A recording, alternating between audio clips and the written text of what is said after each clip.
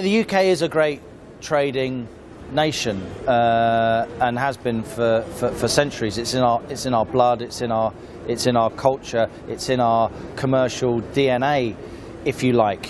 Of course, we have very significant trading relations with the European Union and also with the States. But we have been pretty slow to engage with the emerging markets outside of financial services. I think a lot of it is complacency. I think the Prime Minister, David Cameron, is right when he talks about Britain being in a global race and needing to export more. We've run a balance of trade deficit in our country, the UK, for 35 years in a row. And even though sterling has depreciated in recent years, the balance of trade has actually become more negative. It was at a record high last year.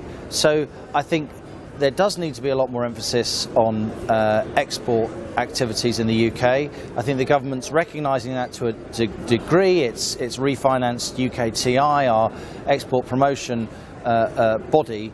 But I think it comes down to the media as well. I don't think there's nearly enough coverage of emerging markets, the business side of emerging markets.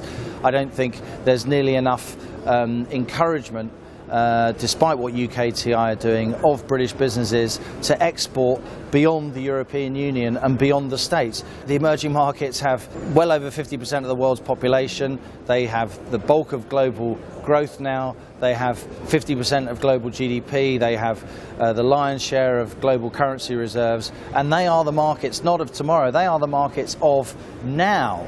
And yet, for too many business leaders in the UK, there's a complacency. They think the emerging markets are an added extra, something that they've just filed under the too hard heading.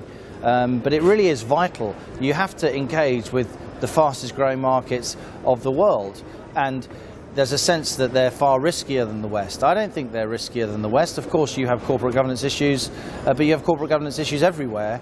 And I think the real risk is to not trade with the emerging markets if you're interested in the long-term trajectory of your business.